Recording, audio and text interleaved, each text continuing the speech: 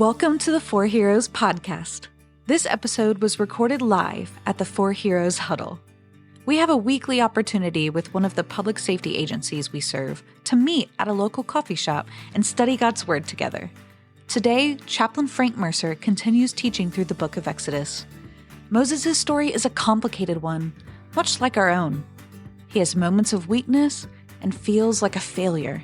But as you'll see, God works in and through the life of Moses to offer hope and help to his people.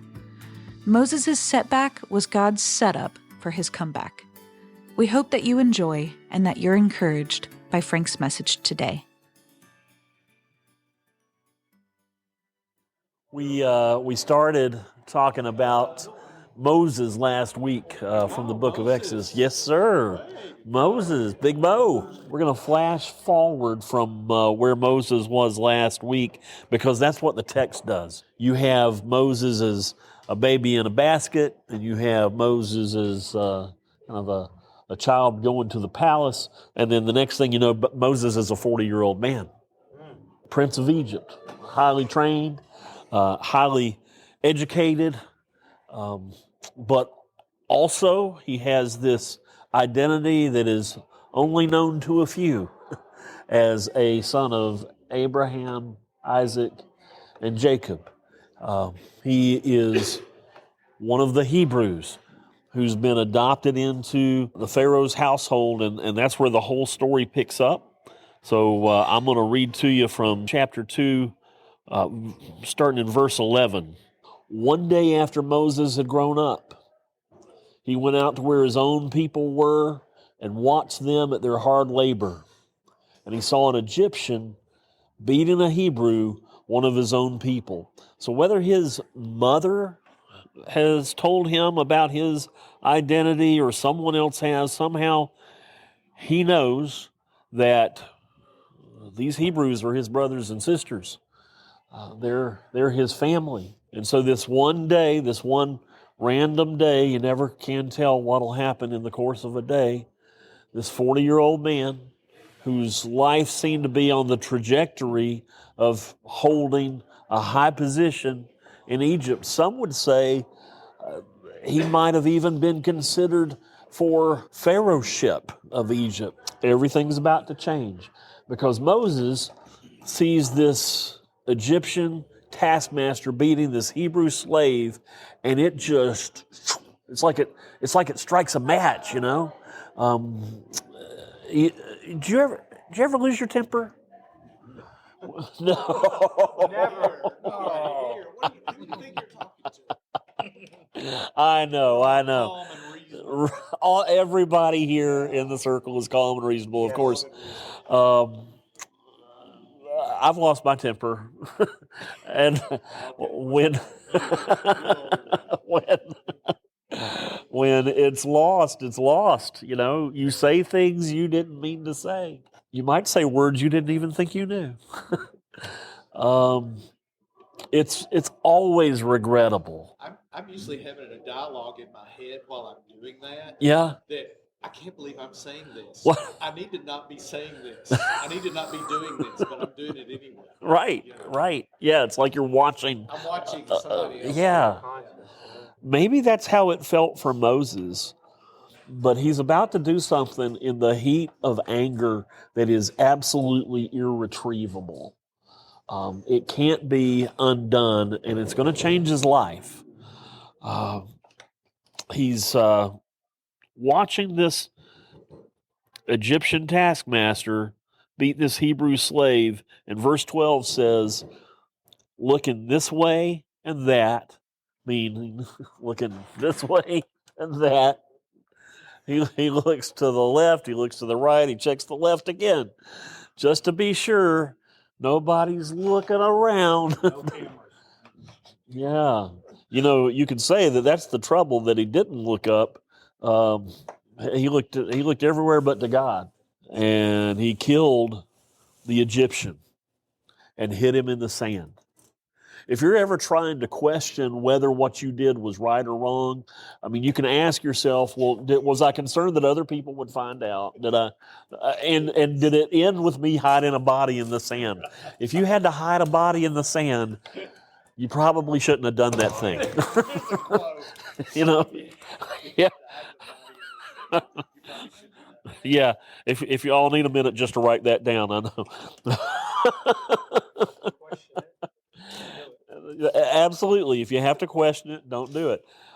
He looked this way, that way. He looked side to side. Never looked up. Wanted to make sure nobody was looking. And I'm sure that he would take it back if he could, but he can't. Somebody smarter than me says, hiding a wrong does not erase the wrong. It only postpones its discovery. Hiding a wrong does not erase the wrong. It only postpones its discovery. So I was visiting a fire station, and we had a couple of newer firemen writing reports. They're sitting at the table in the kitchen, and I said, "What are you guys doing?" They're like, "Oh, well, this was an incident report." So they were loading a trailer onto a new truck, and the trailer, once they started to move, they didn't lock it down, and it popped up, and it scratched the back of the new truck. Nobody ever wants to drive a new truck because you don't want to be the one who puts the first scratch on it. This had happened. And so the two of them were sitting there trying to corroborate their story. Let's make sure that what you say matches up with what I say so we stay out of trouble. And so they admitted that to me, and I laughed and said, it really doesn't matter if what you say matches up with what you said, if what you both say doesn't match up with what the camera says. And they said, "What camera? There's no camera in the bay." And I laughed again and said, "Au contraire, mon frere. Go check it for yourself." So I told them, guys, hey, this is an important life lesson here. You need to live your life as though there's always a camera on you, because there probably is.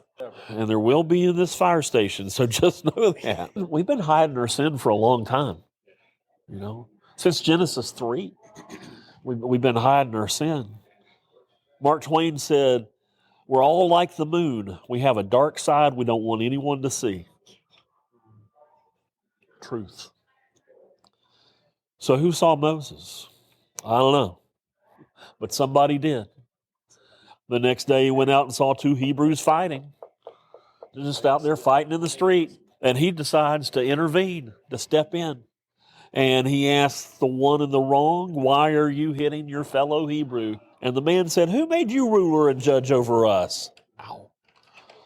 "Are you thinking of killing me as you killed the Egyptian?" Just what you said. Oh, man. Who saw? Who told? I mean, these two random guys fighting in the street? No. Everybody else must know. Within 24 hours, the Pharaoh knew. Exactly. Moses was afraid and thought, what I did must have become known. Well, yeah, that's right, Sherlock. What you did has become known. They say that when we feel threatened, we're going to either fight or flee. The day before he tried fighting. That didn't work out. Now you got to flee. And so he's going to. Verse 15. When Pharaoh heard of this, within 24 hours, he tried to kill Moses, but Moses fled from Pharaoh and went to live in Midian, which is a long way away, where he sat down by a well. All that living in the palace, all that being a prince of Egypt, that future that you thought you had, it's all gone. All buried in the sand like an Egyptian corpse. Yeah, I'm sure Moses thought it was absolutely over. I mean, I don't know if Moses saw himself as a deliverer at this point. Maybe his way of delivering the Hebrew people was just like one Egyptian at a time. He's just going to take them out like a ninja. But that plan's not working, and then he's got to think now that any plan that God had for him is finished, Disillusioned, disappointed, scared. And every step he takes that takes him a little further from Egypt, it's more of, it's over. It's over. We have a tendency to think that our failures are going to be the end of us, that our failures are final. When you're in it, that's absolutely how it feels. You can't imagine tomorrow. It's done. I'm done. I read last week about a Japanese marathon runner named Shizo Kanekuri. Probably mispronouncing that, but he competed in the domestic trials for the 1912 Stockholm Olympics. He set a world record in the domestic trial. Japan only sent 2 athletes to the Olympics that year. They could only afford to send 2 athletes, and he was one of the 2. But it was awful getting to Stockholm from Japan. He had to travel by ship first, and then he got on the train, the Trans-Siberian Railway, and rode it all the way from its easternmost station to its westernmost station. By the time he got to Stockholm, he needed 5 days just to recover from the travel. You ever go on a trip and you build in a day just to rest from the trip? And because he was so weak from the travel, when he started the marathon, he got halfway through the race and he lost consciousness and passed out on the track. I don't know, 1912, people were just falling out all the time, but the race officials didn't really even notice. A local family pulled him off the track, and they took him in and they took care of him. He was so embarrassed, he returned to Japan without even notifying the race officials. He didn't tell them. So Swedish authorities considered him missing for 50 years. 50 years before they discovered that he was alive and well and living in Japan. And so in 1967, he was given the opportunity to return to Stockholm and complete the run, which he did, which is pretty impressive, I think, for a man of that age. Was he like 70? He had to be, yeah. He accepted, completed the run, and his finish time was 54 years, 8 months, 6 days, 5 hours, 32 minutes, and 20.3 seconds. Between the time he started and finished the race, he got married, he had 6 children and 10 grandchildren.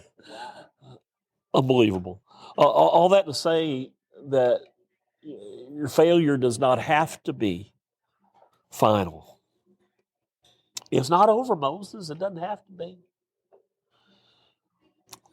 We say all the time when we do suicide prevention stuff, don't put a period where God put a comma. Things happen. Give it a day. He failed forward. Give it another day. He did. Yeah. He failed forward. At 40, he thinks his life is over. And he's just going to sit at this well in Median and watch it go by. By the way, I love that there is water in the middle of the desert, coming from a deep, deep place. This water, this well, sitting at that well changed his life. Also, Jesus says, if anyone's thirsty, let him come to me and drink. I am living water. Moses sits down at this well, feeling like life is over. The good part anyway. And I've been there. Maybe you've been there too. Maybe you are there. I just want you to remember something that we said way back when we talked about Joseph. Do you remember the phrase, your setback is God's setup for your comeback? Moses feels like a failure, but he's not a failure. What he is a candidate for a comeback. You may feel like a failure. You are not a failure. What you are is a candidate for a comeback. And for now, that's all I got to say about that. Pick up next week.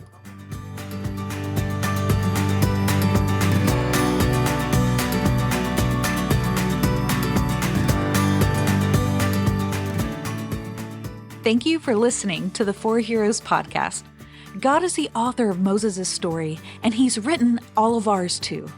Wherever you're at, whether you look at your story and feel like a failure or you've experienced a lot of success, God wants you to join Him and place your life in His hands. We're all candidates to be used by God, and we're all candidates for a comeback. None of us are too far or too out of reach for God to work in our lives.